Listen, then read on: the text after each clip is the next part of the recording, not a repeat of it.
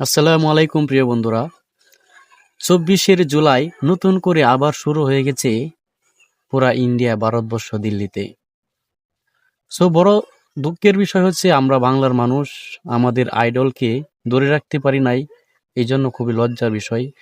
So যে স্লোগানে বিশ্ব কেঁপেছেন, সেই স্লোগান দিয়ে ফুটিয়েছেন আমাদের শহীদ শরীফ ওসমান হাদি ভাই।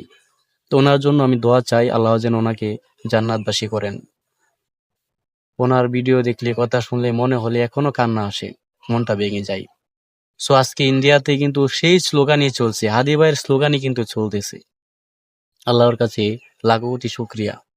হাদি ভাইকে স্মরণ করবেন প্রত্যেকটা জায়গায়, ওনার জন্য দোয়া করবেন, আল্লাহ যেন ওনাকে জান্নাতবাসী করেন। আর ইন্ডিয়ার জন্য দোয়া করবেন, ছাত্র জনতার জন্য।